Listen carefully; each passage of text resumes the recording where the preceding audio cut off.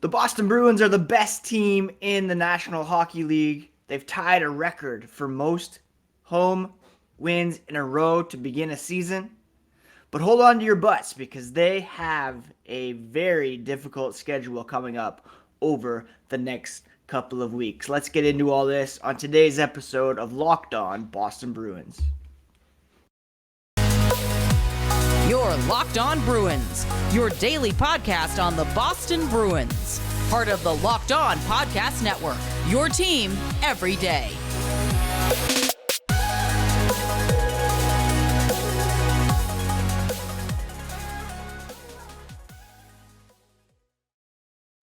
What is up, Bruins fans, and welcome back to the Locked On Boston Bruins podcast. I'm your host, Ian McLaren, and this is a daily show where we discuss all things Spoked B. Today is Monday, November 21st, and I want to thank you so much for making Locked On Bruins part of your day every single day.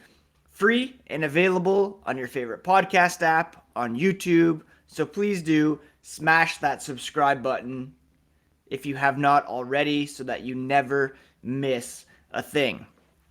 If you're on Twitter or Instagram, you can find the podcast at Locked NHL Bruins.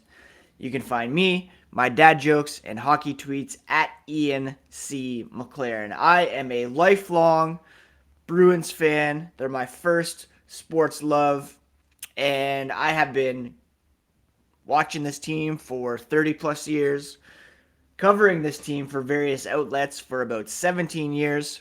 I worked for 5 years as a full-time hockey writer at The Score, and now have been hosting this podcast for over 3 years now, and have not been this excited about the Boston Bruins in quite some time. And I guess since the 2019 run to the final, of course. But this team feels better than that team. This team has the look of a very special squad, and they tied an NHL record on Saturday evening, wearing the Pooh Bear jerseys, beating the Chicago Blackhawks 6-1, improving to 16-2-0 on the season, and tying the NHL record for most consecutive wins at home to start a season at 11-0-0. The record was tied just last year by the Florida Panthers, who went on to win the President's Trophy as the NHL's top team in the regular season. The mark was also set by the 1963-64 Chicago Blackhawks. Head coach Jim Montgomery said it's nice to be part of the record books, but one thing they want to do is focus on staying in the present, focus on the next shift, and I thought we did a great job of that last night or tonight, what he said after the game.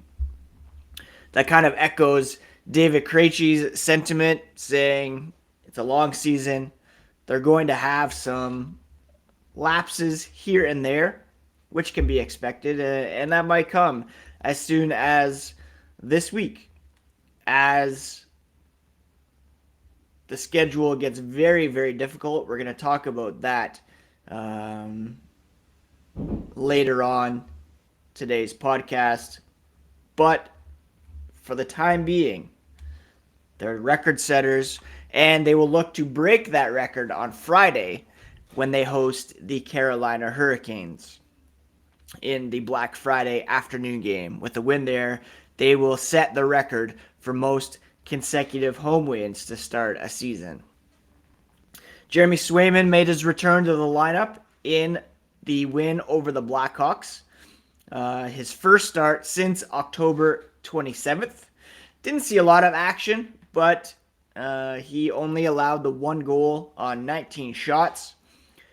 Kind of echoing Jim Montgomery, saying one shot at a time. He had the best seat in the house to watch the boys go to work, and it was a fun one. He added, Boston fans are best in the league, and they want to make sure they're winning at home. And they don't plan on stopping any time soon. Another talking point from this game was obviously the offense. They scored 6 goals, 4 unanswered after Chicago made it 2-1 with a power play goal about halfway through the second. They got a goal from David Pastrnak, 4:53 into the first period with assists from Patrice Bergeron and Charlie McAvoy. The second goal came from Bergeron, his 999th point. He'll have a chance to get to the 1,000 mark tonight against the Tampa Bay Lightning. He credited playing with some great players for being able to hit that mark, playing for a long time.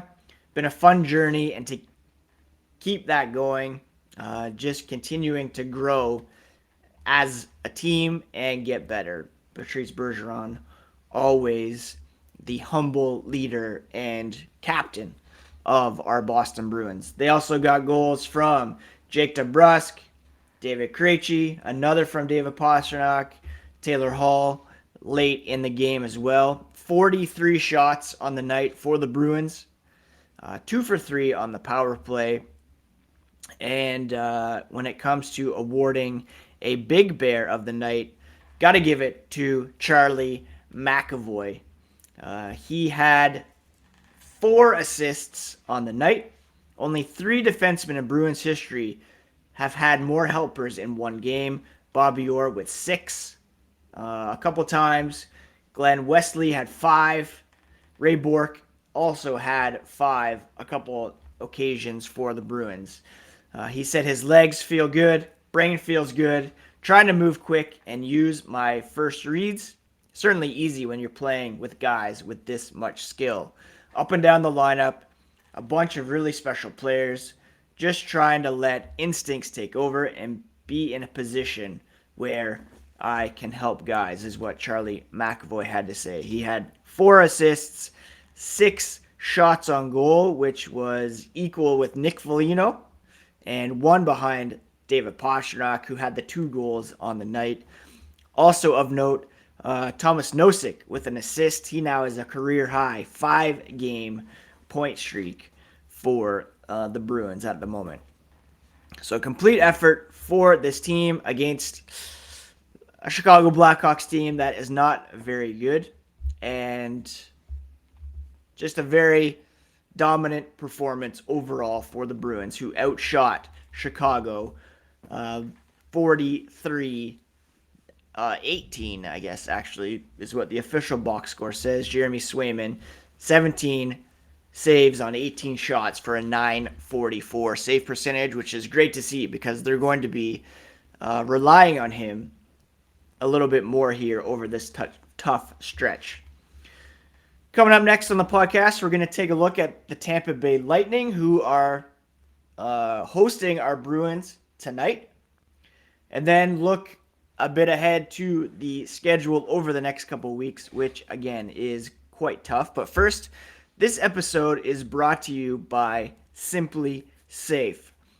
The holidays are coming up. It's Thanksgiving this week, and over the holidays, property crimes like burglaries and package thefts spike nationally, across the board. That's why our friends at SimpliSafe Home Security are offering 50% off their award-winning security system so that more families can feel safe and secure this holiday season. Order your SimpliSafe system for half off today and enjoy advanced security and greater peace of mind this holiday season. In an emergency, 24/7 professional monitoring agents use Fast Protect technology exclusively from SimpliSafe to capture critical evidence and verify the threat is real so you can get priority police response. Don't miss your chance to save big on the only security system I recommend. Get 50% off any new SimpliSafe system at simplisafe.com/lockedonnhl. It's their biggest discount of the year, so do not wait. That's simplisafe.com/lockedonnhl. There's no safe like SimpliSafe. Thank you again for making Locked On Boston Bruins part of your day. Now check out the Locked On Sports Today podcast. From the games that matter to the biggest stories in sports. Go beyond the scoreboard and behind the scenes with local experts and insights only Locked On can provide. Locked On Sports Today, available on YouTube and wherever you get podcasts. All right, so the Bruins are in action tonight against the Tampa Bay Lightning, the reigning Eastern Conference champions. They currently sit third in the Atlantic in terms of points, 1 point back of the Toronto Maple Leafs, but they have a game in hand and a better point percentage. Through 18 games, the Tampa Bay Lightning 11-6-1 with a +5 goal differential. And of course, they have so many players who can pile up the points. They're led in scoring by Nikita Kucherov, who has 10 goals, 18 assists through 18 games, 28 total points at the moment. Steven Stamkos has 10 goals, 10 assists for 20 points through 18 games. Braden Point averaging a point per game, as is defenseman Mikhail Sergachev. Then, of course, you have their depth guys, Brandon Hagel, Nick Paul, Alex Killorn. Victor Hedman off to an uncharacteristically slow start, only 9 points through 16 games. And then, of course, they have a bunch of depth players who can lock things down on the other end. Your Ross Coltons, Corey Perry's, Vladislav Nemesnikov. I've been reminded of him lately because Guelph Storm here, Matt Poitra's team, just as a side note, last week they acquired Vladislav Nemesnikov's little brother, Max, and he helped lead the Storm to 2 straight wins over the weekend and really helped to boost Matt Poitra's game. Poitras had 8 points over the weekend to raise his season total to a team high 23 points through 16 games. So very impressive there. Nemesnikov's brother chipped in 2 goals, 2 assists in a win on Friday, a goal and an assist in a win on Saturday for 6 points in 2 games over the weekend. Our boy Matty Poitras with 8 points over the weekend for the Guelph Storm, 2 goals and 6 assists in those 2 games, just as a side note. Of course, in net, they have Andrei Vasilevsky, who's off to a bit of a slow start as well. He does have a record of 7-5-1 with a .909 save percentage, so not quite at his level just yet. And the Bruins have a chance to take advantage of that and keep things going. I mentioned Kucherov earlier, tied for 3rd in total points this season, 2 back of Leon Draisaitl, 6 back of Connor McDavid, and tied with Erik Karlsson of the San Jose Sharks and our boy David Pastrnak, who has 28 points so far this season. I would assume Linus Ullmark will get the start in net. He'll have a chance to go toe-to-toe with Vasilevsky. Ullmark, of course, leads the NHL in goals against average, 1.89, and save percentage at 9.37, ahead of Connor Hellebuck, who's at 9.35 save percentage.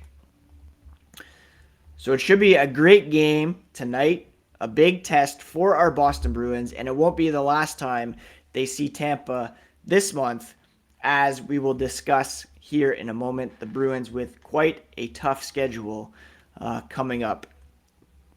But first, a quick word about our sponsor today, BetOnline. BetOnline is the number one source for sports betting info, stats, news, and analysis. You can get all the latest odds and trends for every professional and amateur league out there, from football to the World Cup of soccer, which is going on now, basketball, hockey, esports. They've got it all at betonline.net. If you love sports podcasts, you can find those at BetOnline as well. They're the fastest and easiest way to get your betting fix in. You can head to their website or use your mobile device to learn more at BetOnline, where the game starts. Thank you so much again for making Locked On Bruins part of your day. Do check out Locked On Sports Today next. The take of the day, instant reactions on the biggest games out there, the biggest stories of the day. It's available on the Odyssey app, YouTube, and wherever you get podcasts. All right, so over the next 3 or 4 weeks, our Boston Bruins play the following teams. This is over the next 3 weeks, all right? They play the reigning Eastern Conference champions twice. They play the reigning President's Trophy champions. They play the team that bounced them from the playoffs last season. They play the Western Conference's top team at the moment, right now, twice. And that would be the team that's coached by their former head coach, Bruce Cassidy. They play the reigning Stanley Cup champions twice. And then the Arizona Coyotes. So beginning tonight, they are in Tampa to take on the Lightning. They travel to Sunrise to play the Florida Panthers, who were last year's President's Trophy winners. On Friday, they host the Carolina Hurricanes, who of course beat them in Game 7 in the first round last season. That will be their opportunity to beat the record for consecutive wins at home to begin a season. They get the weekend off before hosting the Tampa Bay Lightning again on November 29th. Then they host the Colorado Avalanche on December 3rd. The Vegas Golden Knights and Bruce Cassidy on the 5th of December. Then they head out on a Western road trip, visiting the Colorado Avalanche on December 7th, visiting the Arizona Coyotes at Mullet Arena on December 9th, and then they close that road trip with a game in Vegas on December 11th. So this is going to be a huge test for our Boston Bruins. Even if they lose all 9 of these games, they'll still be 16-11 on the season, which is quite impressive. That would be a very good start in its own right. I don't expect they're going to lose all of those games, of course. Will they win them all? Probably not, but they have a good chance to prove to everyone around the NHL that they are indeed a legit Stanley Cup contender and weren't just boosted early on by a fairly easy schedule. They beat Florida once already.